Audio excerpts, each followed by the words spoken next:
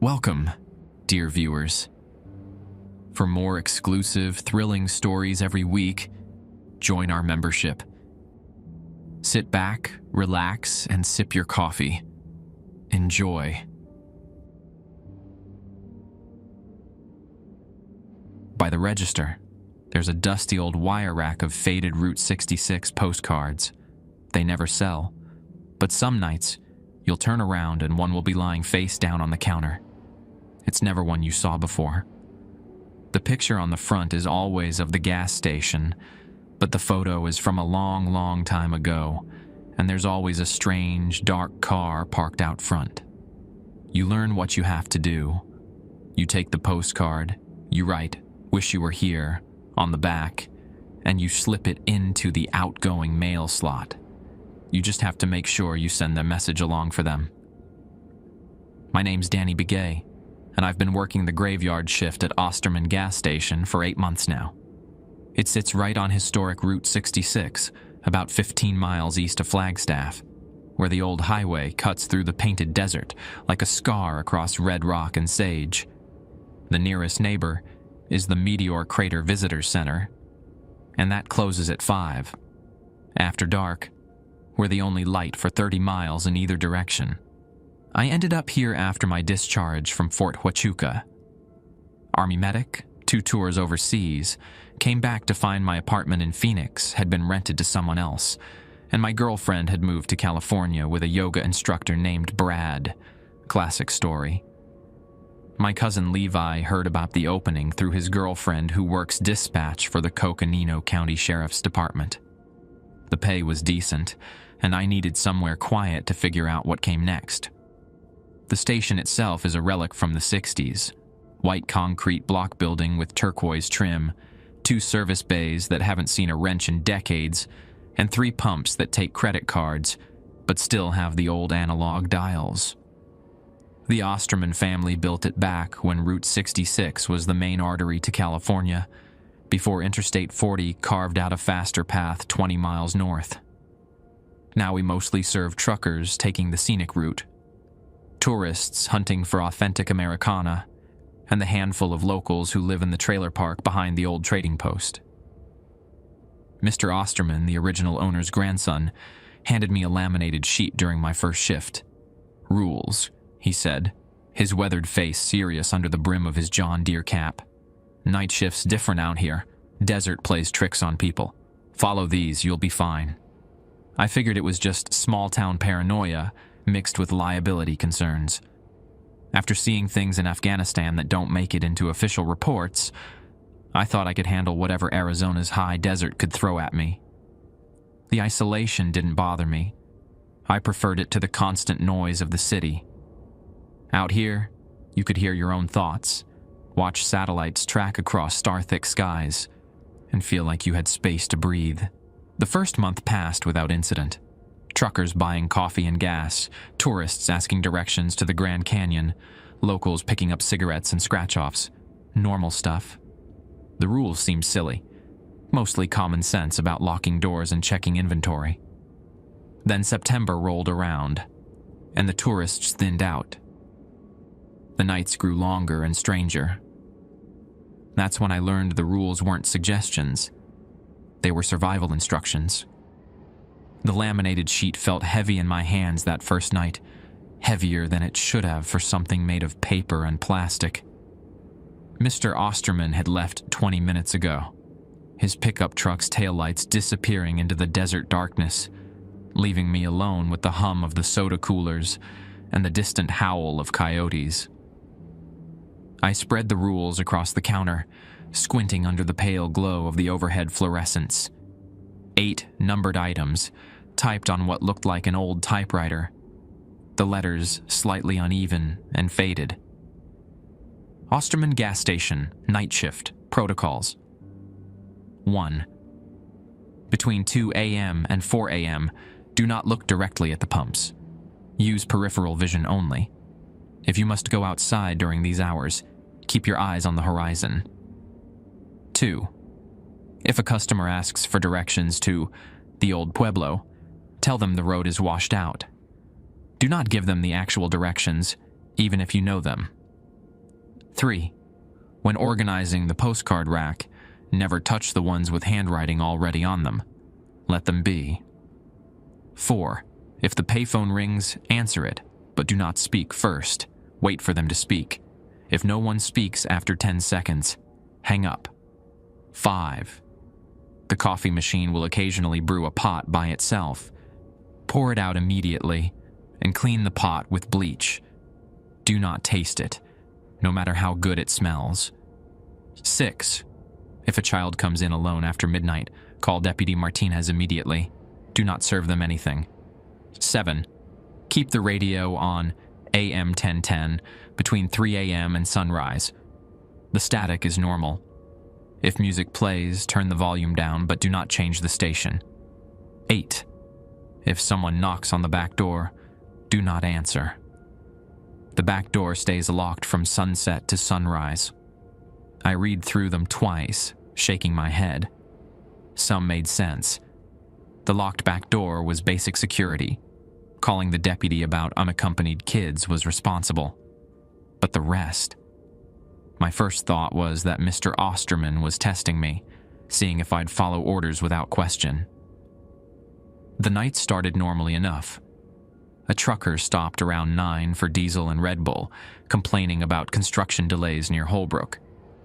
2 college kids from Phoenix bought snacks and asked about ghost towns. I gave them standard tourist information, Jerome, Chloride, nothing about any old Pueblo. By 11, the highway had emptied. I settled into the routine Mr. Osterman had shown me. Count the register, check oil levels on the pumps, rotate expired milk to the front of the cooler. The tasks kept my hands busy, while my mind wandered to job applications I should be filling out, calls I should be making. At 11:47, the payphone rang. The sound cut through the quiet like a blade. I'd forgotten we even had a payphone. It stood against the far wall, a relic from before cell towers dotted the landscape. The black receiver trembled against its metal cradle with each ring. I approached it slowly, remembering Rule 4. Answer, but don't speak first. Hello? I lifted the receiver. Silence. Not dead air, but the kind of quiet that feels occupied. Someone breathing, maybe, or the sound of wind through a distant window. 10 seconds stretched like hours. I counted them in my head, watching the second hand sweep across the Coca-Cola clock above the door. When it hit 10, I hung up. The phone rang again immediately. This time I hesitated. The rules didn't cover what to do if it rang twice. I picked up anyway. Hello? Danny. The voice was soft, female, familiar in a way that made my stomach drop. Danny, why did you hang up on me? I knew that voice. Sarah, my ex-girlfriend, the one who'd moved to California. Sarah, how did you... I've been trying to reach you for months. Why won't you answer my letters? What letters? You didn't leave a forwarding address, you just... The line went dead. I stood there holding the receiver, pulse hammering in my ears. Sarah didn't know where I worked. She didn't even know I'd left Phoenix. And her voice had sounded wrong somehow, like she was speaking through water, or from the bottom of a well. I hung up the phone and backed away from it, suddenly aware of how exposed I was behind the glass windows. The highway stretched empty in both directions, but the darkness beyond the reach of our parking lot, lights seemed thicker than it should be. The radio crackled to life from behind the counter. I'd forgotten to turn it on. Static poured from the speakers, white noise that should have been comforting but somehow wasn't. I checked my watch. 12:23 a.m. Rule 7 said to keep it on AM 1010 between 3 and sunrise.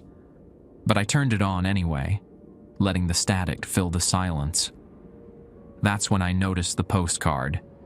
It lay face down on the counter next to the register, exactly where the rules described. The rack was only 3 feet away, and I was certain it had been empty when I'd cleaned around it an hour ago. I picked it up with shaking fingers and turned it over. The image showed our gas station, but different. Older. The paint was brighter. The pumps were the old-fashioned kind with glass globes on top, and the desert around it looked less eroded, more alive. In front of Pump 2 sat a car I didn't recognize, long and dark with fins like a shark. On the back, in spidery handwriting, "Having a wonderful time. The desert is so peaceful at night. Tell Maria I made it safely. J." No address, no stamp. Just that message in ink that looked fresh despite the card's vintage appearance. I remembered the rules. Write, "Wish you were here," and put it in the outgoing mail slot. But as I reached for a pen, one question echoed in my mind. Who was Maria? I found a pen next to the register and wrote, "Wish you were here," on the back of the postcard, my handwriting looking clumsy, next to the elegant script that mentioned Maria. The mail slot was built into the wall near the door, a narrow brass opening that probably hadn't been used for legitimate mail in years. The postcard disappeared into the darkness with a soft whisper. As soon as it left my fingers, the radio static changed, not louder, but different somehow, like it was trying to form words just beyond the edge of comprehension. I turned the volume down and checked the time, 12:45 a.m. The next hour passed quietly. I restocked the candy bars, wiped down the coffee station, and tried not to think about Sarah's voice on the phone. She'd sounded exactly like herself, but underneath the familiar tone was something hollow, like an echo of an echo. At 1:30, a pickup truck pulled up to Pump 3. A Navajo man in his 60s climbed out, his movements stiff with arthritis. I recognized him, Tommy Yazzie, who lived in the trailer park behind the old trading post. He came in for cigarettes and lottery tickets twice a week, always paid cash, always asked about my family like he'd known me for years instead of months. "Evening, Danny," he said, setting a 20 on the counter, Marlboro Lights and a scratch-off. "Sure thing, Tommy." I grabbed his usual brand from the rack behind me. "Kinda late for you to be out." "Granddaughter's sick. Driving her to the hospital in Flagstaff." He studied my face with the intensity I'd seen in older tribal members, like they could read stories written in the lines around your eyes. "You look tired, son. This place wearing on you?" "Just adjusting to the night schedule." I handed him the cigarettes and a lottery ticket. "Your granddaughter okay?" "Fever won't break." Started talking to people who weren't there. Tommy pocketed the cigarettes, but left the scratch-off on the counter. Sometimes the desert gets into young minds, makes them see things that live between what's real and what's remembered. He headed for the door, then paused. "Danny, that old rack of postcards, you been messing with them?" "Just organizing them earlier." "Why?" "My grandmother used to work here, back when it was new. She told me stories about those cards. Said they weren't for tourists." He pushed his hat down over his graying hair. "Be careful what messages you send out into the desert. Sometimes they get delivered to the wrong address." The door chimed as he left, and I watched his taillights disappear down Route 66. Tommy's grandmother would have worked here in the 60s, maybe 70s. If she'd mentioned the postcard specifically, that meant this strangeness went back decades. At 2:05 a.m., I learned why Rule 1 existed. I was counting the register when movement outside caught my attention. Without thinking, I looked up through the window toward the pumps. A woman stood beside Pump 2, exactly where the dark car had been parked in the vintage postcard. She wore a dress that belonged to another era, fitted bodice, full skirt that fell to her calves, the kind of outfit you'd see in old photographs of Route 66 travelers. Her hair was pinned up in victory rolls, and even from this distance, I could see she was beautiful. She was also translucent. I could see the pump behind her, the concrete pad beneath her feet, the desert scrub beyond the parking lot. She turned toward the station, and for a moment our eyes met through the glass. Her smile was radiant and terrible, full of longing that felt like a physical weight pressing against my chest. She raised one gloved hand and waved. That's when I remembered Rule 1. Don't look directly at the pumps between 2 a.m. and 4 a.m. I jerked my gaze away, focusing on the horizon like the rule instructed. My peripheral vision caught her movement. She was walking toward the station now, her heels clicking on pavement that made no sound. The door chime didn't ring when she entered, but I felt the temperature drop 10 degrees. "Excuse me." Her voice was honey over broken glass, sweet but sharp. "I'm looking for someone." I kept my eyes fixed on the distant mountains, their silhouettes barely visible against the star-filled sky. "Who are you looking for?" "A friend. We were supposed to meet here, but he's late. Always was terrible with time." She laughed, and the sound made my teeth ache. "His name is Jack. Dark hair, drives a beautiful Cadillac. Have you seen him?" Jack. The initial on the postcard I'd just mailed. "No, man. Haven't seen anyone like that." "That's strange. He promised he'd be here. Made me drive all the way from Albuquerque." Her footsteps circled the counter, but I couldn't track her exact position without looking. "You know, you remind me of someone. A boy I used to know. He had your eyes. Your voice." The coffee machine gurgled to life behind me. Rule 5 flashed through my mind. Pour it out immediately, clean with bleach. Don't taste it no matter how good it smells. But I couldn't move without looking away from the horizon, and I couldn't risk seeing her directly. "I should go," she said, and I heard disappointment bleeding through her words. "If you see Jack, tell him Maria was here. Tell him I waited as long as I could." Maria. The name from the postcard. The door chimed, though I hadn't seen it open.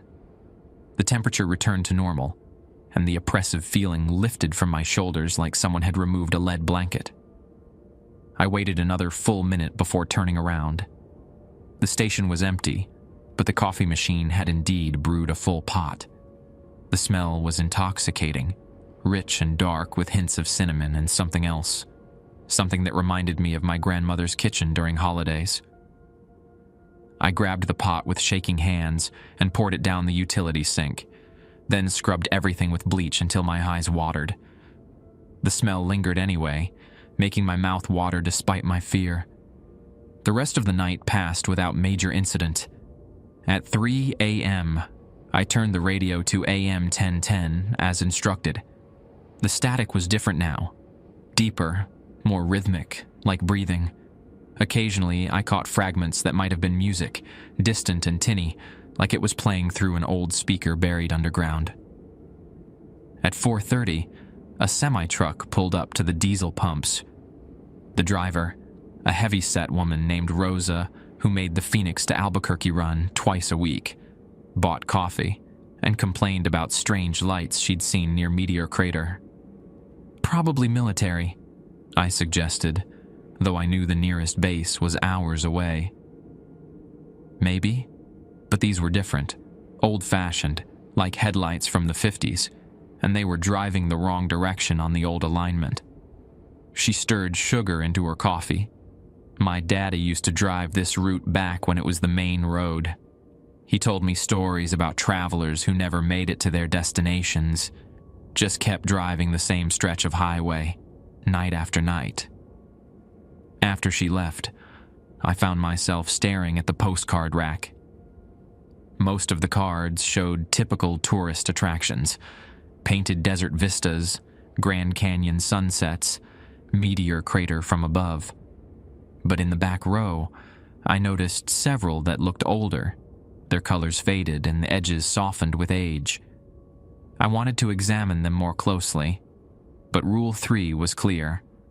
Never touch the ones with handwriting already on them. Dawn arrived slowly, painting the desert in shades of rose and gold.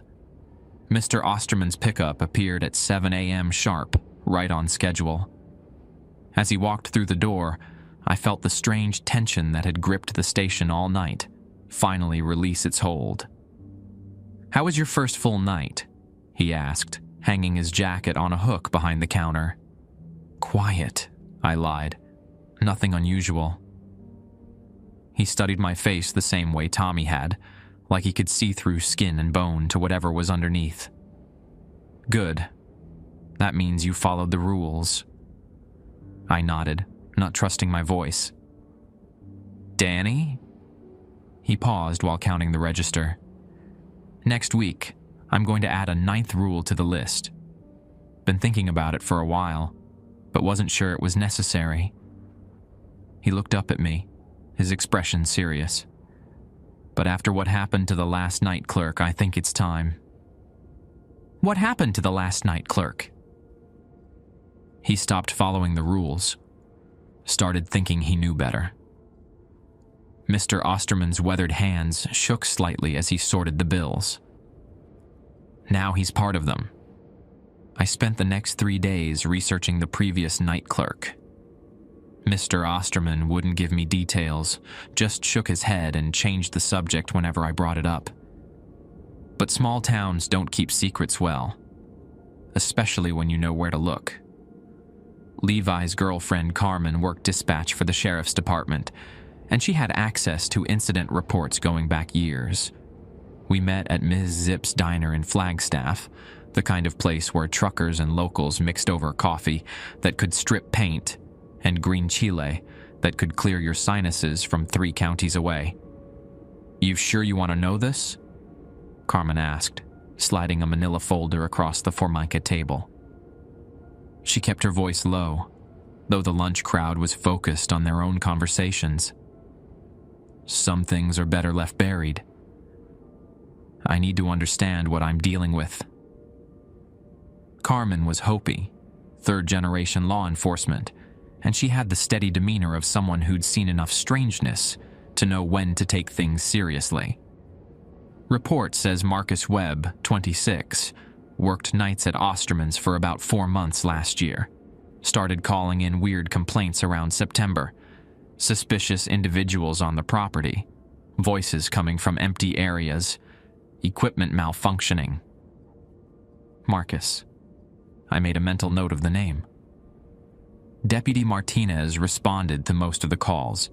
Found nothing each time, but Marcus kept insisting something was wrong. Then one night in October, he stopped calling. Stopped showing up for work.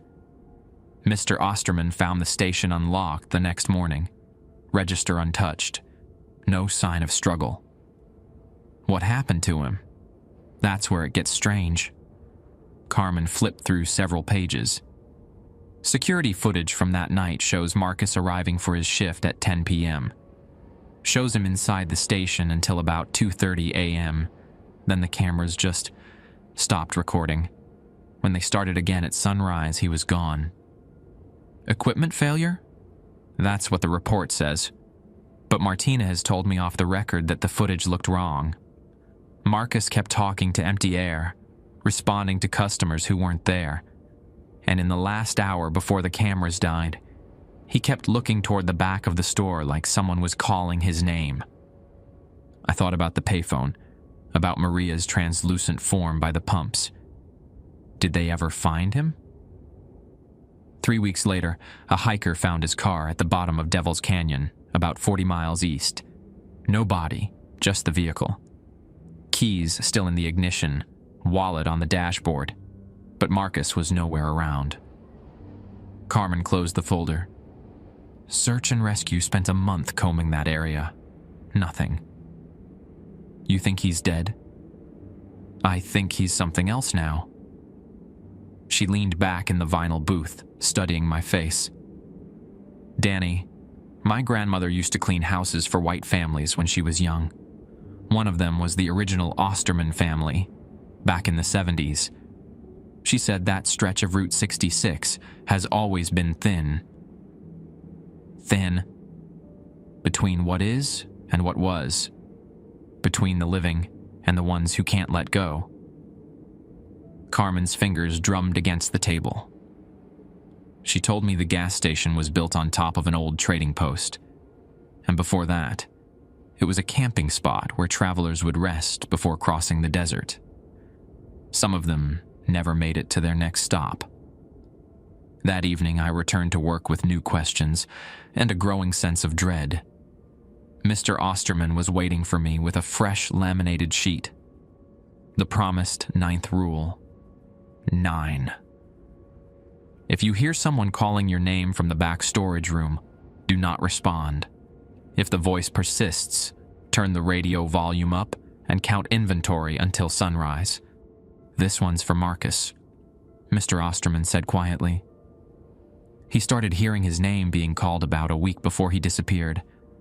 Thought it was kids playing pranks, then thought it was me checking on him. By the time he realized it wasn't coming from anywhere human, it was too late. Mr. Osterman, what exactly is in that storage room? Supplies, old records, things that should stay buried. He gathered his jacket and keys. Just remember, Danny, the rules aren't suggestions. They're the only thing standing between you and whatever happened to Marcus. The first few hours passed normally. A couple of tourists stopped for gas and directions to the Grand Canyon. A local rancher named Bill Sosi bought beer and mentioned seeing strange lights near the old trading post ruins. The radio played soft country music until I switched it to AM 1010 at 3 a.m. At 3:17, I heard my name. Danny. The voice came from the back of the store, beyond the storage room door. Male, unfamiliar, with an echo that suggested vast empty spaces. Danny, can you help me? I turned the radio volume up, letting static wash over the voice, but it came again, louder. Danny, I'm stuck back here. The door's locked and I can't get out.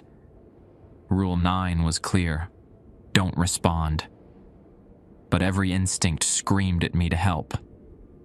What if someone was actually trapped? What if a customer had wandered back there somehow? Danny, please. It's Marcus.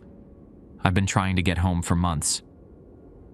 Marcus Webb, the previous night clerk.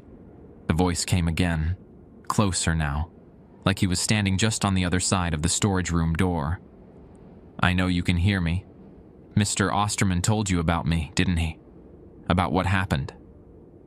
I forced myself to focus on inventory, counting cigarette cartons, organizing candy bars, anything to keep my hands busy and my mind occupied.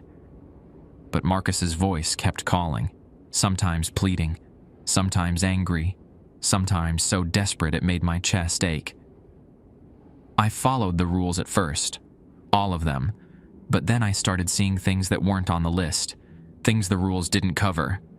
His voice was right behind me now, though I knew the storage room was 40 feet away. There are more of them than Mr. Osterman knows, more rules, more spirits, more travelers who never made it home. I cranked the radio volume higher, but static couldn't drown out what came next. The woman at the pumps, Maria, she's not alone. There's Jack, still waiting for her in his Cadillac, and the family from Texas who ran out of gas in 1962, and the salesman whose car broke down during a blizzard in '68. They're all here, Danny. All of them stuck in the same night, playing out the same moments over and over. Despite my fear, I found myself listening. If Marcus was telling the truth, the situation was far worse than I'd imagined. The rules keep you safe from most of them, but they're getting stronger, learning to work around the boundaries. That's why Mr. Osterman keeps adding new ones.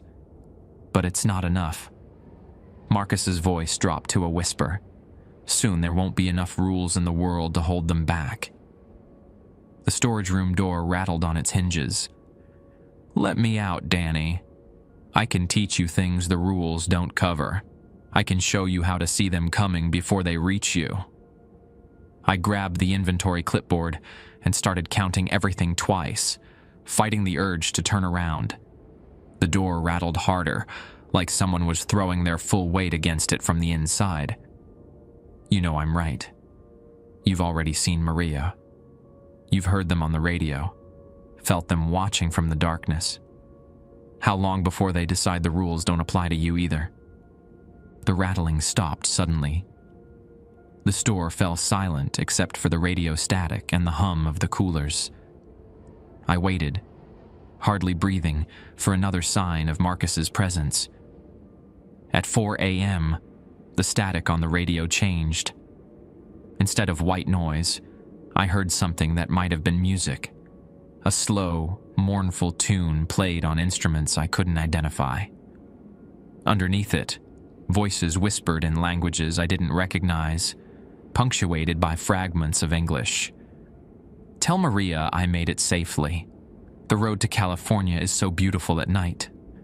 We should reach Los Angeles by morning. Has anyone seen my little girl? She was just here a moment ago." The voices overlapped and faded, stories beginning but never finishing, conversations interrupted by whatever had stopped these travelers on their final journey.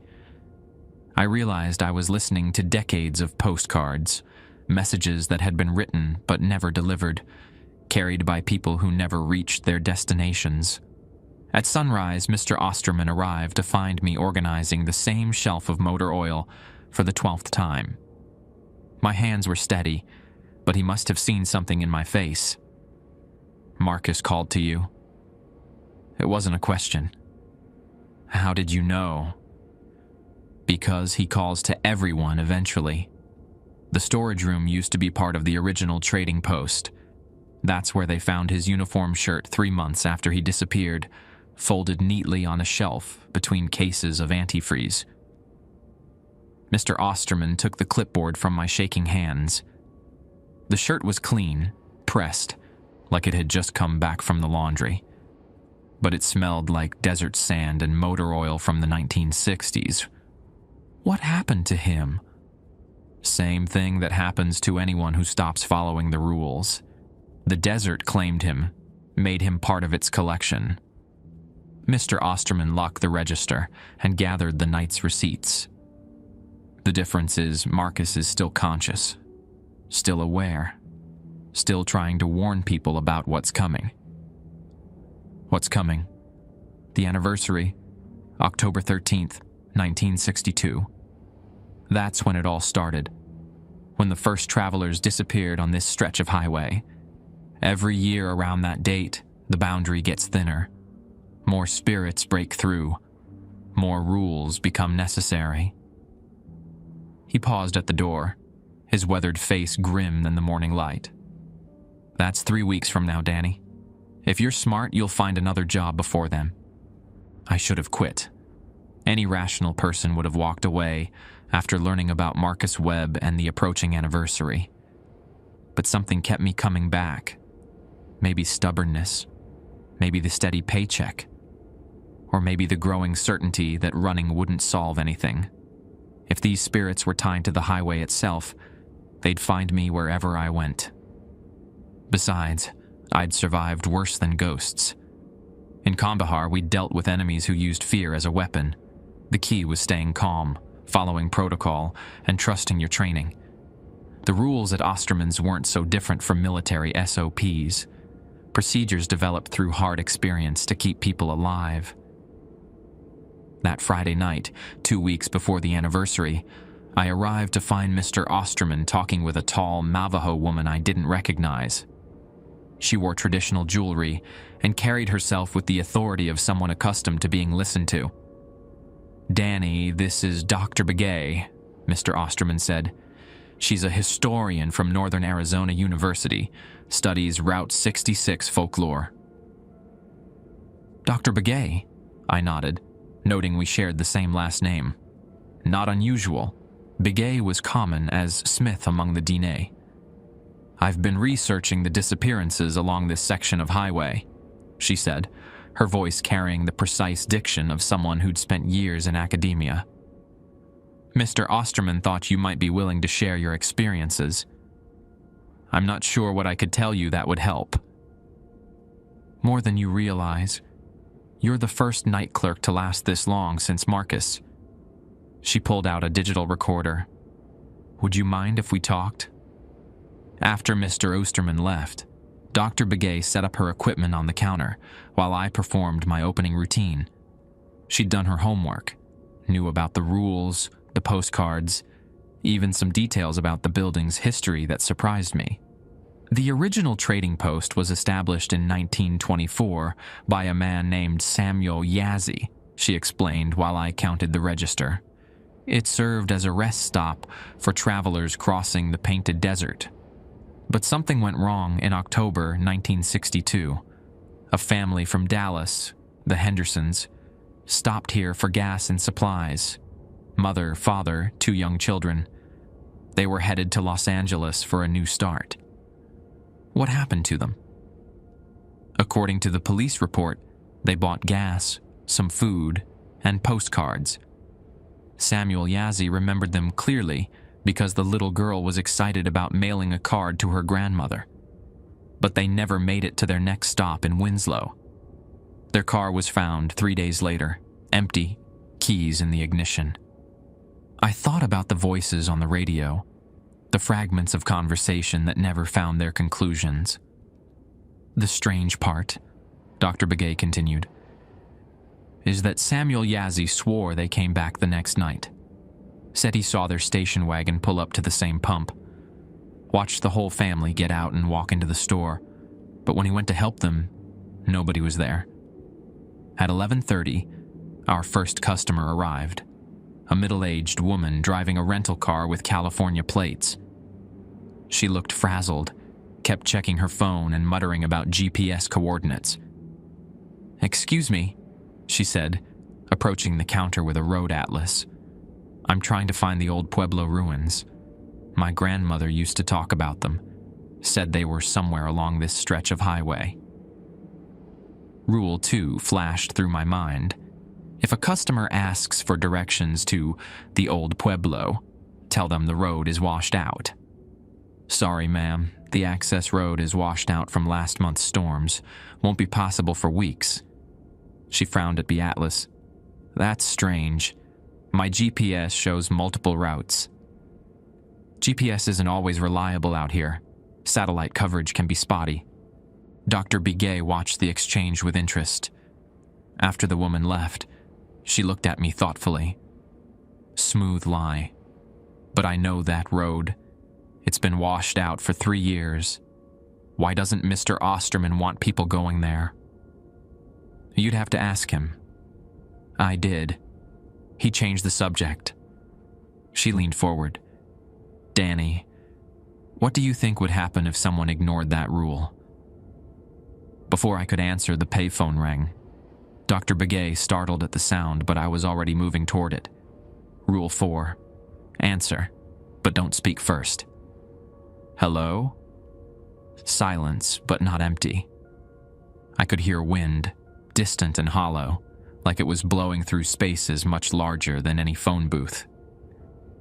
10 seconds, I mouthed to Dr. Begay, counting in my head. At exactly 10 seconds, I hum up. It rang again immediately.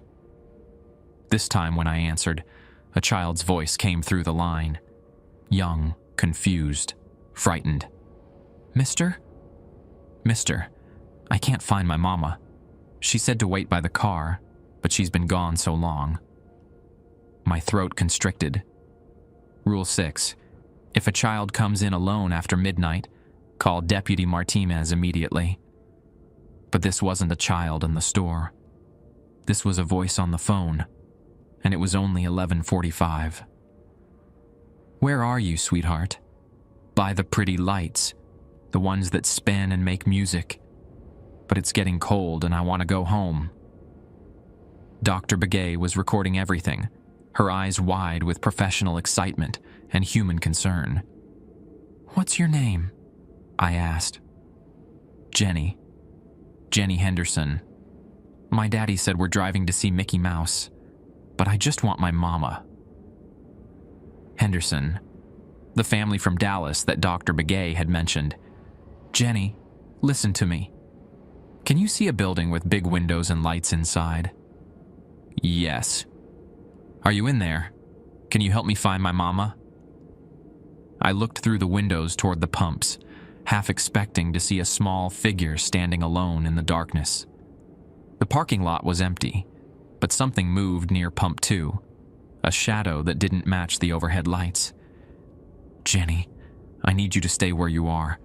I'm going to call someone to help you. Okay, but please hurry. The spinning lights are getting brighter, and they're making strange sounds. The line went dead. Dr. Begay stared at me. That was Jenny Henderson, the little girl who disappeared in 1962. Or someone playing a very sick joke. You don't believe that? I didn't, but admitting it felt like crossing a line I wasn't ready to cross. At midnight exactly, the coffee machine gurgled to life. Rule 5. Pour it out immediately, clean with bleach. Don't taste it no matter how good it smells. But as I reached for the pot, Dr. Begay grabbed my wrist. Wait, let me document this first. She photographed the coffee machine from multiple angles, noted the time, even collected a sample of the liquid in a small vial. The smell was intoxicating, rich, warm, comforting in a way that made me think of childhood mornings in safety. This could be crucial evidence, she said as I finally poured it out. Evidence of what? Psychic residue, energy imprints left by strong emotions. The Henderson family's last normal moment might have been buying coffee here. The radio crackled at 3 a.m. when I switched to AM 1010. Tonight the static was different, rhythmic, pulsing, like a heartbeat amplified through speakers. Dr. Begay monitored it with professional equipment, taking readings I didn't understand. The electromagnetic field is fluctuating, she said, adjusting dials. Something's building up to an event. What kind of event? Before she could answer, I heard my name from the storage room. Danny. Marcus's voice, plaintive and desperate. Danny, she's here. Dr. Begay is in danger. Rule 9, don't respond. But Dr. Begay heard it too. Someone's back there, she said, moving toward the storage room. Don't. I stepped between her and the door. That's Marcus Webb, the previous night clerk. He's alive? Not exactly. Marcus's voice came again, more urgent now. Danny, you have to listen. The anniversary isn't October 13th. That's just when the first family disappeared. The real event, the thing that created all this, happened tonight. September 29th, 1962. A bus full of tourists crashed during a dust storm. 23 people died instantly. But they didn't know they were dead. They kept trying to reach their destinations. Dr. Begay was frantically taking notes, her academic excitement overriding caution. The spirits have been building toward this night for 60 years, Marcus continued. Tonight they're strong enough to break through completely. The rules won't hold them back anymore. As if to prove his point, the lights flickered and the temperature dropped 20 degrees in seconds. Outside, headlights appeared on the highway, old-fashioned, round beams that cast yellow light instead of modern white. They were moving slowly, like a funeral procession, and there were far too many of them. Dr. Begay looked at me with dawning horror. Danny, I think we need to call for help. But when I reached for the phone, the line was dead. The first of the vintage cars was pulling into our parking lot. The first car was a 1959 Cadillac Eldorado, mint green with chrome that gleamed despite the 60 years it had been buried in desert sand. It pulled up to pump 2 with the smooth precision of someone who'd made this stop 1,000 times before. The engine shut off, but I could still hear it idling, a phantom sound that seemed to come from the air itself. Dr. Begay pressed against the window, her academic excitement warring with primal fear. "Do you see the driver?" I kept my eyes fixed on the horizon, remembering Rule 1. Between 2 a.m. and 4 a.m., don't look directly at the pumps. But my peripheral vision caught movement. A tall figure in a dark suit, stepping out of the Cadillac, moving with the fluid grace of someone who belonged to an earlier era. "Danny?" Marcus's voice drifted from the storage room, barely audible over the radio static. "That's Jack Morrison. Marie has been waiting for him since 1962. He promised to meet her here, but his car went off the road 20 miles east during a sandstorm." 2 more vehicles materialized from the darkness. A family station wagon with wood paneling and a Greyhound bus that looked like it had been pulled from a museum. The bus wheezed to a stop near the edge of the parking lot, its windows glowing with an amber light that hurt to look at directly. "The bus," Dr. Begay whispered, her recorder capturing every sound. "That's the tour group. 23 passengers headed to the Grand Canyon." The station wagon's doors opened, and I heard voices. A man calling instructions, a woman's reply, children laughing despite the circumstances. The Henderson family, still trying to reach Los Angeles 60 years after their journey ended. "Mama!" Jenny's voice carried across the parking lot, bright with relief. "Mama, I found the man who was going to help me." My hands trembled as I fought the urge to look toward the pumps. Rule 1 existed for a reason, and with this many spirits manifesting at once, breaking it could be catastrophic. "Danny," Dr. Begay grabbed my arm. "The little girl is walking toward the store." Through the glass door, I could see a small silhouette approaching. Jenny Henderson, still wearing the pink dress she'd died in, still clutching the postcard she'd never finished writing to her grandmother. Her footsteps made no sound on the concrete, but I felt each one like a weight settling on my chest. "Don't let her in," Marcus warned from the storage room. "Once she crosses the threshold, the boundary breaks completely. All of them will follow." But Rule 6 was specific about children. If a child comes in alone after midnight, call Deputy Martinez immediately. Jenny was alone. It was after midnight, and my phone was dead. The door chime rang as Jenny pushed inside. The temperature plummeted, and frost began forming on the windows.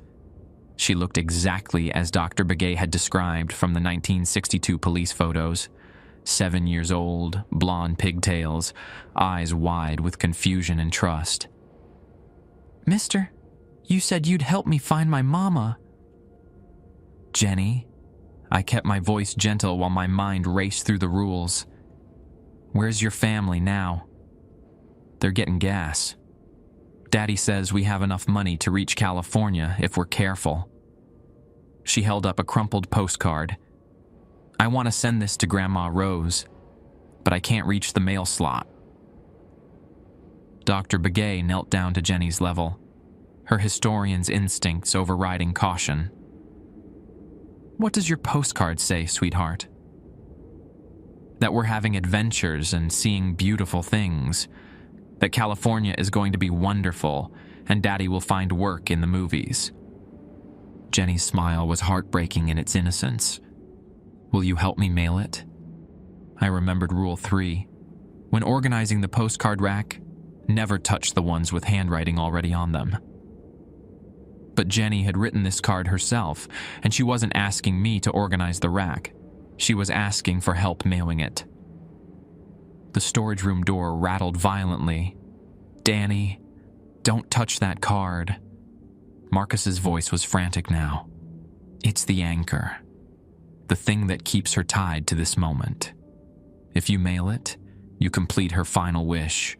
She can move on, but what? I called back. But mailing it means accepting that she's dead. It means acknowledging that all of them are dead. Once you do that, you become part of their story. Outside, more vehicles were arriving. A 1950s pickup truck with a camper shell. A sleek convertible with its top down despite the desert cold. A family sedan with luggage strapped to the roof. The parking lot was filling with cars from across 3 decades, each one carrying passengers who'd never reached their final destinations. Jenny tugged on my sleeve. "Please, mister. Mama said if I mail this card, Grandma Rose will know we made it safely." Dr. Begay was documenting everything, her camera flash strobing as she captured images of Jenny, the manifesting vehicles, the frost spreading across the windows. "Danny, this is unprecedented, a complete manifestation of temporal displacement. If we can establish communication..." "No." I stepped between Dr. Begay and Jenny. "You don't understand what you're dealing with." Through the windows, I could see the other spirits emerging from their vehicles. A man in a business suit, who must be Jenny's father. A woman in a floral dress clutching a purse. Her mother. Bus passengers in vacation clothes, looking around with the bewildered expressions of people who couldn't understand why their journey had taken so long. And at Pump 2, a reunion 60 years in the making. Maria stood beside the Cadillac in her vintage dress, her face radiant with joy as Jack Morrison stepped out of the driver's seat. Even through my peripheral vision, I could see them embrace, 2 lovers finally reunited after decades of searching for each other on the endless highway. "They look so happy," Jenny said, pressing her nose against the window. "Are they going to California too?" The radio static shifted, forming words in multiple voices. "Tell Maria I made it safely. Having a wonderful time. The desert is so peaceful at night. We should reach Los Angeles by morning." All the postcards that had appeared over the years, all the messages I'd dutifully written, "Wish you were here" on, and mailed into the darkness. I'd been facilitating their communication, helping them maintain their connections across the barrier between life and death. "Danny," Marcus's voice was barely a whisper now. "You have a choice. Mail Jenny's card and let them all move on, or keep them trapped here forever. But choose quickly. The boundary is collapsing." The decision should have been simple. Help the dead find peace, even if it cost me my own life. But as I looked at Jenny's hopeful face, at Dr. Begay still documenting everything with scientific fascination, at the parking lot full of travelers who just wanted to complete their journeys, I realized the choice wasn't mine alone. "Dr. Begay," I said quietly, "you're the expert. What happens if I mail this card?" She looked up from her equipment, her academic composure cracking. "Theoretically, if Jenny's postcard represents her unfinished business, mailing it could provide the closure needed for all of them to cross over. But the energy required for that kind of mass transition could kill us, or make us part of their collective experience, trap us in the same loop they've been stuck in. Outside, the spirits were becoming more solid, more real. I could hear their conversations now. Families discussing routes and rest stops, couples making plans for their new lives, tour groups comparing photographs they'd never develop. They were so focused on their destinations that they couldn't see the truth of their situation. Jenny tugged on my sleeve again. "Mister, my daddy says we need to get back on the road. Will you help me mail this card now?" The storage room door burst open. Marcus Webb stepped out, and I finally saw what had become of the previous night clerk. He looked exactly as he had in life, but translucent, flickering like a badly tuned television. His Osterman's uniform was clean and pressed, just as Carmen had described, but it seemed to be made of desert sand and old memories. "Don't do it, Danny," he said, his voice carrying the weight of months trapped between worlds. "I made the same choice. I thought I was helping them find peace, but all I did was make myself part of their story. Now I'm stuck here just like them, watching the same night play out over and over." Dr. Begay's camera clicked rapidly as she documented Marcus's manifestation. "Remarkable. You've maintained your individual consciousness while existing in a state of—" "I've maintained my regret," Marcus interrupted. "Every night I watch new travelers stop here. Every night I try to warn them, but the rules just keep growing, adding more restrictions, more ways to avoid acknowledging what this place really is." "What is it?" I asked. "A collecting point, a place where unfinished stories gather, hoping someone will help them reach their endings." Marcus looked at Jenny with infinite sadness. "But some endings aren't meant to be written by the living." Jenny held up her postcard one more time. "Please, mister, I just want Grandma Rose to know we're okay."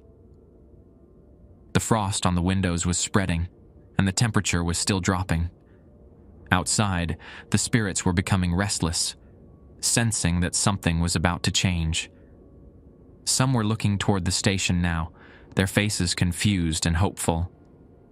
Dr. Begay checked her instruments.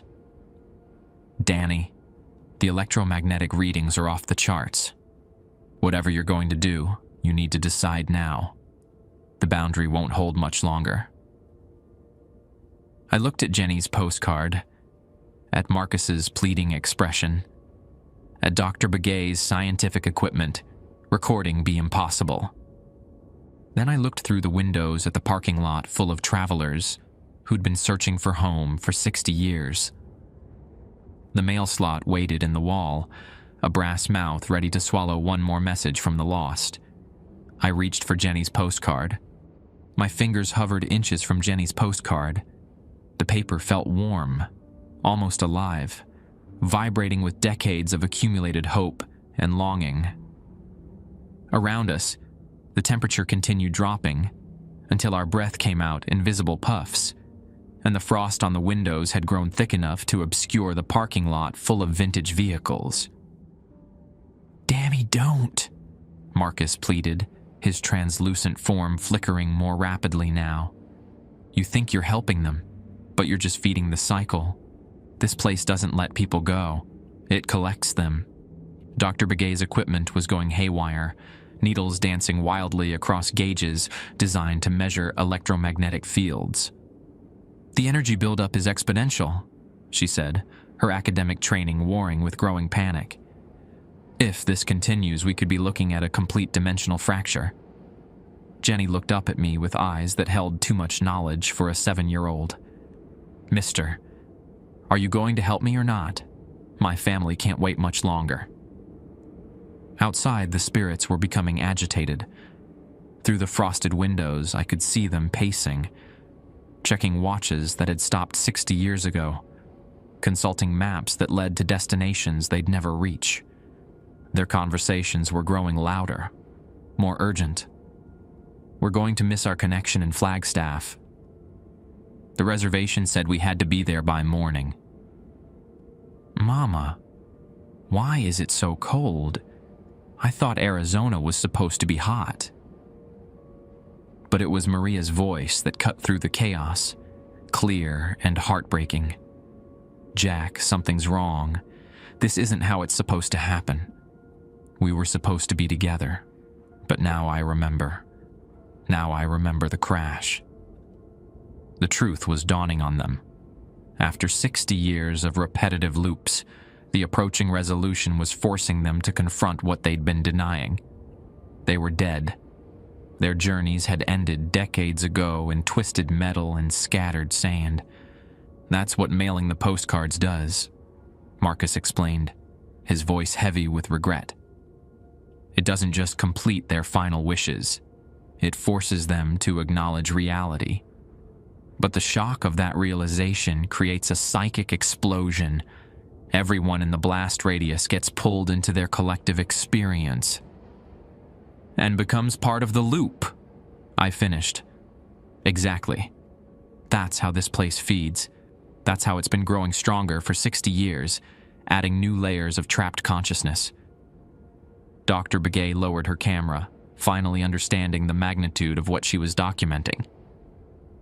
So every night clerk who's worked here, every person who's helped mail these postcards, becomes another ghost in the collection.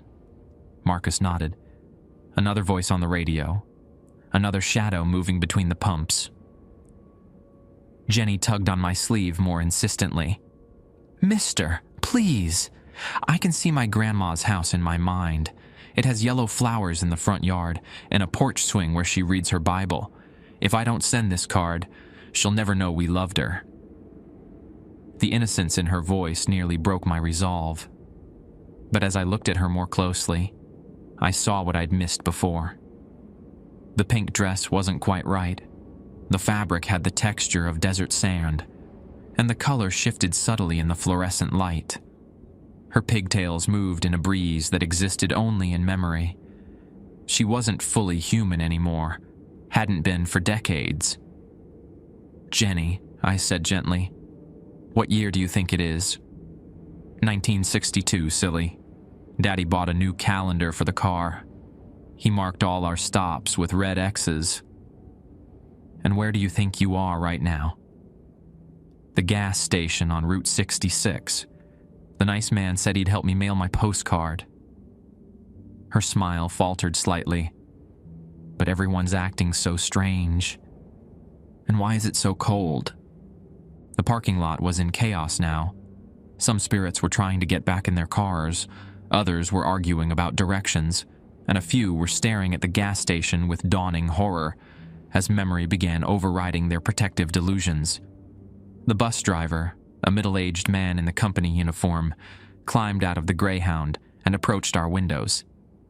When he spoke, his voice carried clearly through the glass, though I knew that should have been impossible. "Folks, we need to get moving. There's a storm coming, and these desert roads can wash out fast. Everyone back on the bus." But his passengers weren't listening. They were scattered across the parking lot, some crying, others laughing with hysterical relief, a few simply standing motionless as they processed the truth of their situation. "They're remembering," Dr. Begay observed, still taking notes despite the supernatural chaos surrounding us. "The collective realization is breaking down their individual denial mechanisms." "Which means we're running out of time," Marcus said. "Once they fully accept what happened to them, the psychic energy release will be unstoppable. Unless what?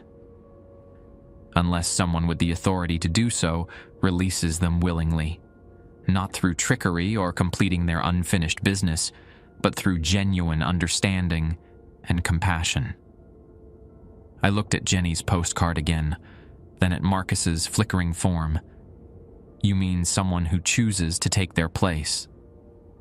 "Not their place, their burden.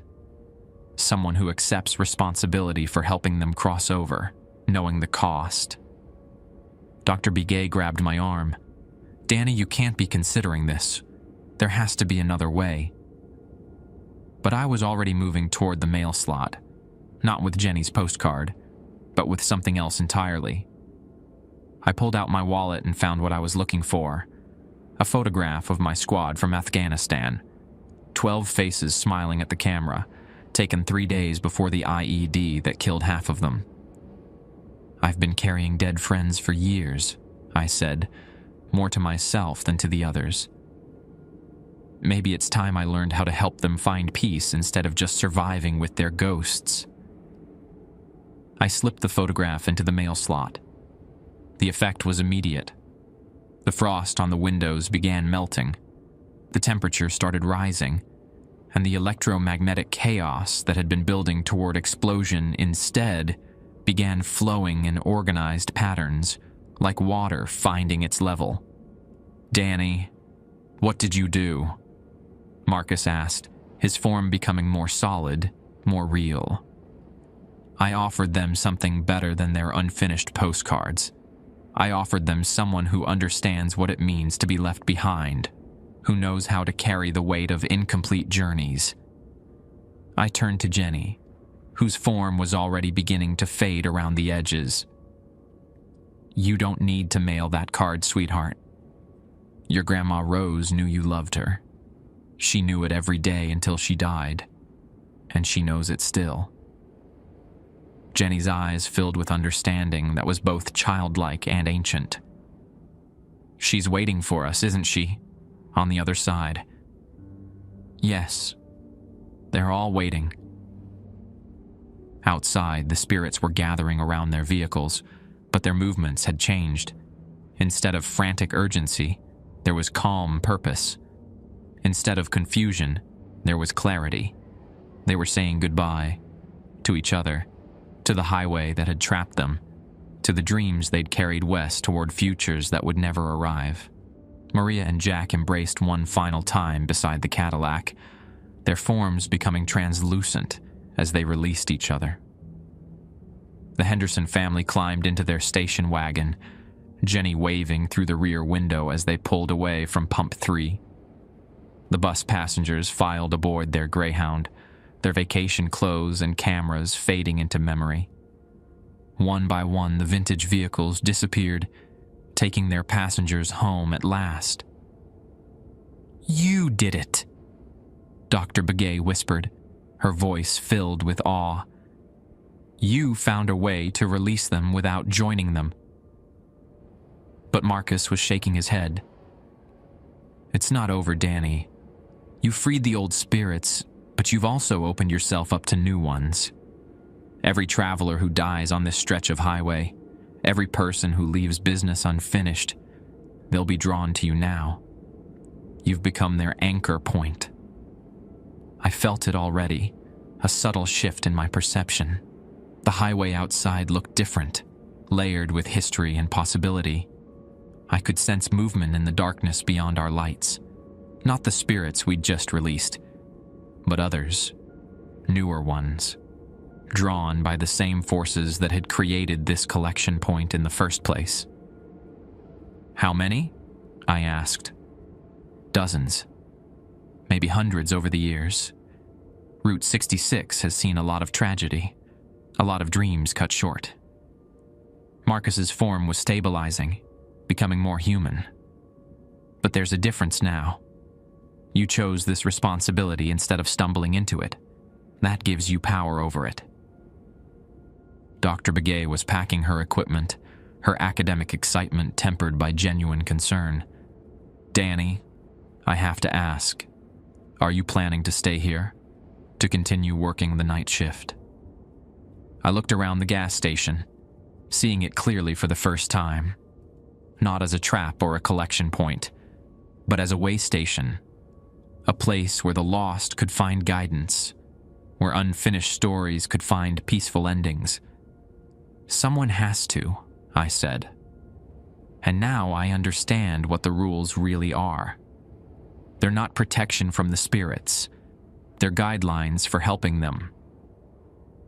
Dawn was approaching, painting the eastern horizon in shades of gold and pink. The supernatural tension that had gripped the station all night was finally releasing its hold, replaced by something quieter, but no less significant. Mr. Osterman's truck would arrive in an hour, and I would have to explain what had happened. But for now, I stood in the growing light, keeper of a way station on the loneliest highway in America, ready to help the next traveler find their way home. Mr. Osterman arrived at 7 a.m. to find Dr. Begay loading equipment into her university SUV, while I swept sand from the parking lot, sand that had appeared overnight, fine and red, like it had blown in from some distant desert, though the morning air was still. "Trouble?" he asked, noting the unusual activity and the fact that I was still cleaning 45 minutes after my shift should have ended. "Resolution," I replied, leaning on the broom handle. "The spirits from 1962.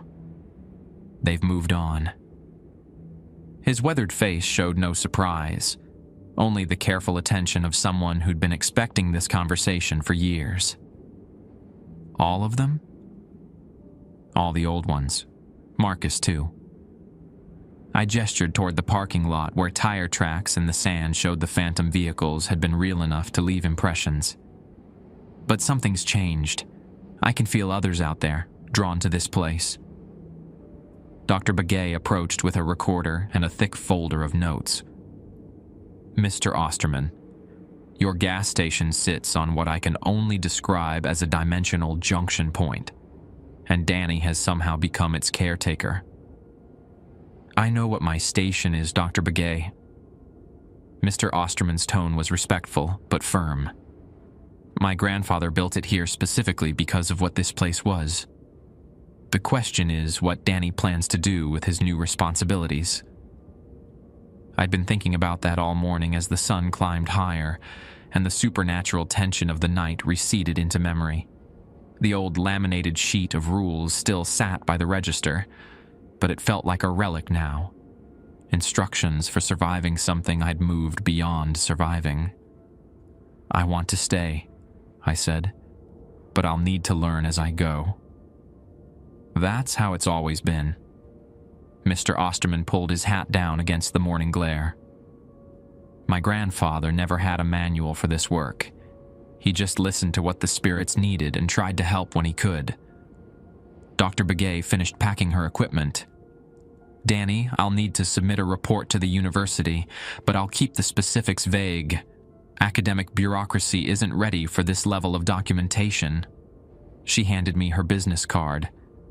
If you need consultation, or if something happens that's beyond your experience, call me.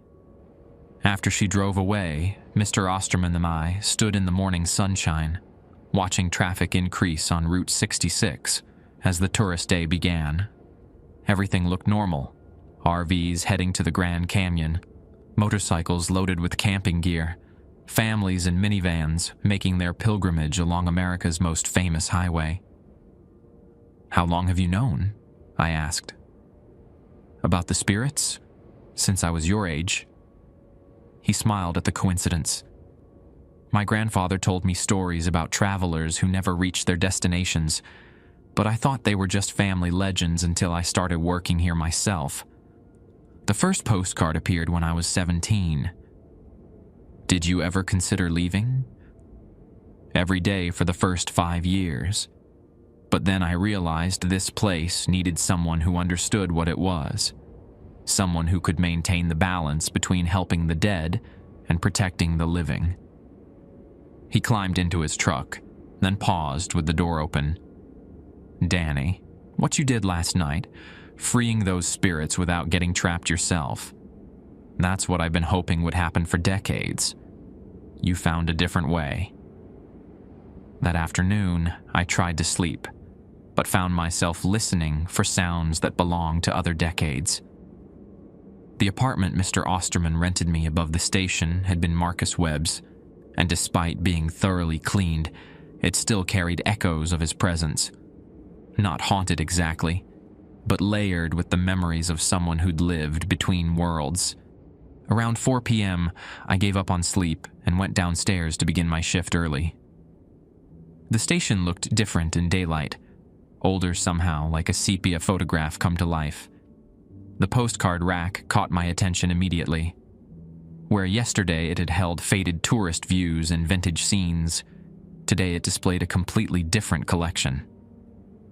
These cards showed Route 66 as it existed now, modern gas stations, updated motels, contemporary roadside attractions, but mixed among them were a few that didn't quite fit. A card showing a diner that had been torn down in 1995. Another depicting a trading post that existed only in historical photographs. I was examining these anachronistic postcards when the first new visitor arrived. She walked through the door around 4:30. A woman in her 40s wearing clothes that suggested the 1980s. Oversized blazer, shoulder pads, hair teased to impressive heights.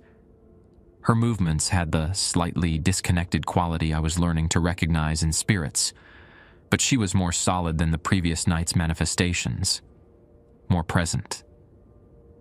"Excuse me," she said, approaching the counter with the confident stride of someone accustomed to getting answers. "I'm looking for my daughter. We were driving to Los Angeles together, and we stopped here for gas. She went to use the restroom, but she never came back." The familiar weight of supernatural responsibility settled on my shoulders, but this time it felt different. Not like a burden to bear, but like work I was meant to do. "What's your daughter's name?" "Amanda. Amanda Torres. She's 16, about my height, wearing a Duran Duran t-shirt." The woman's voice carried the controlled panic of a mother whose child had vanished. "We were supposed to meet my ex-husband in California. He's expecting us tomorrow." "Ma'am, what year do you think it is?" 1987, February 14th, Valentine's Day. Amanda was excited about spending it in Hollywood. Her expression shifted slightly, confusion clouding the certainty. "Why are you asking me that?" This was my first test in this new role, and I found myself drawing on everything I'd learned, not just from the old rules, but from watching Marcus struggle with his situation, from seeing how the 1962 spirits had reacted to truth and compassion. "Tell me about your trip," I said. "Why were you driving to Los Angeles?" "My ex-husband lives there now. Amanda wanted to spend her junior year of high school with him. Try the California lifestyle." The woman's form flickered slightly, like a television with poor reception. We were having such a good time on the drive, singing along to the radio, playing word games, talking about her future. "And what happened when you stopped here?" "A dust storm came up out of nowhere. Visibility dropped to nothing. Amanda said she'd be right back, but..." The woman looked around the station with growing distress. "This place looks different than I remember. Where's the old register? Where are the mechanics who are working on cars?" She was describing the station as it had existed 37 years ago, overlaying her memories onto current reality. But unlike the previous night's spirits, she wasn't completely trapped in denial. She was asking questions, noticing discrepancies. "Mrs. Torres, I think something happened to you and Amanda during that dust storm. Something that prevented you from completing your journey." "No." Her voice was firm, but I could see doubt creeping into her eyes. "We're just running late. Amanda probably went to the car and is waiting for me there." Through the windows, I could see her vehicle materializing in the parking lot, a wood-paneled station wagon with California plates and luggage strapped to the roof. But it was empty, and its windows were covered with dust so thick it looked like snow. "Mrs. Torres," I said gently, "when was the last time you actually saw Amanda?" The question hung in the air between us, and I watched her face as memory began reasserting itself over protective delusion. The confident stride faltered, the businesslike demeanor cracked, and underneath was a mother's terror that had been growing for 37 years. "She was walking toward the restroom," Mrs. Torres whispered. But the storm was getting worse, and the wind was so loud. I heard her call my name. But when I looked, she was gone. The whole building was gone. There was just sand and wind and... She stopped, her form becoming more translucent as the truth settled in. "Mrs. Torres, I'm going to help you find Amanda. But first, I need you to understand that you've been searching for a long time. Much longer than one afternoon." "How long?" she asked, though her voice suggested she already knew the answer would be devastating. 37 years. The words hit her like a physical blow. She staggered backward, her form flickering between solid and translucent as she struggled to process the information. That's not possible. It was just this morning. We left Albuquerque this morning. You left Albuquerque on February 14th, 1987. Today is September 29th, 2024. Mrs. Torres looked around the station with new eyes, seeing the modern equipment, the updated signage, the subtle changes that marked the passage of decades. Her protective delusions were crumbling, but underneath them was something I hadn't expected: relief. "Amanda," she whispered, "is she?" "I don't know yet, but I promise you, we're going to find out together." Outside, the sun was setting, and I could feel the approaching night, bringing new layers of possibility. Route 66 stretched east and west through the desert, a river of asphalt carrying dreams and tragedies in equal measure. Some travelers made it to their destinations. Others, like Mrs. Torres and her daughter, became part of the highway's hidden history. But now there was someone here who understood how to help them write their endings. Snow fell on the painted desert for the first time in 40 years, dusting the red rocks with white that caught the December starlight like scattered diamonds. I stood outside the gas station during the quiet hour before dawn, watching my breath form clouds that dissipated into the thin desert air. The postcard rack had 43 cards now. I counted them every morning, tracking the stories that found their way to this junction between what was and what could be. Mrs. Torres had moved on in October after I helped her locate Amanda. Her daughter had survived the 1987 dust storm, grown up in foster care, and lived a full life in Phoenix before passing peacefully in 2019. Their reunion happened in the space between heartbeats, a moment of pure joy that left the station feeling lighter for weeks. Since then, others had come. A trucker from the 1970s who jackknifed during a blizzard and spent 50 years believing he was just running late. A family from the 1950s whose airstream had rolled over near Meteor Crater, leaving them confused about why their vacation to see the atomic age attractions never seemed to end. Each spirit carried their own version of interrupted time, their own reasons for lingering on this stretch of highway that had claimed so many dreams. Tommy Yazzie stopped by most evenings now, bringing coffee and stories from the tribal council meetings. His granddaughter had recovered from her fever, but she still talked about the traveling people she'd seen during her illness. Tommy said that was normal. Children and elders often saw what others missed. The boundary's permanent now, he'd told me last week, settling into the chair Mr. Osterman had brought over from his house. My grandmother always said this place would need a keeper eventually. Someone who understood that the dead and living aren't as separate as most people think. Dr. Begay visited monthly, documenting changes in electromagnetic readings and interviewing me about each new encounter. Her university had approved a long-term study of anomalous phenomena along historic Route 66, though she kept the more specific details out of her official reports. Some truths were too large for academic papers. The laminated sheet of rules still hung by the register, but I rarely consulted it anymore. The work had become intuitive, listening for the stories underneath the stories, helping spirits understand their situations without forcing them toward conclusions they weren't ready for. Some crossed over immediately once they grasped the truth. Others needed time to accept what had happened to them. A few chose to stay, becoming part of the station's growing collection of helpful presences. Marcus had become my unofficial assistant, his experience with the liminal space between worlds making him invaluable for difficult cases. He'd found peace in helping others navigate what he'd struggled with alone, and his form had stabilized into something almost solid. Dr. Begay theorized that his sense of purpose was anchoring him to a more sustainable existence. The highway never slept.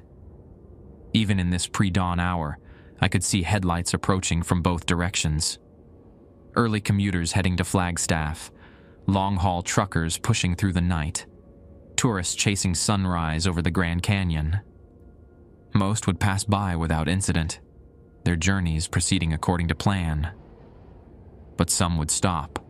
Some would need gas or directions, or just a moment of human contact in the vast loneliness of the desert. And among them, occasionally, would be others like Mrs. Torres, travelers who'd been driving the same roads for decades, searching for endings to stories that had been interrupted by circumstance and time. The snow was melting as the sun crested the eastern mountains, revealing the red earth beneath. Route 66 stretched toward both horizons, a ribbon of asphalt connecting past and future, carrying dreams and memories in equal measure. I walked back inside, turned on the coffee machine, and prepared for another day of helping travelers, living and otherwise, find their way home.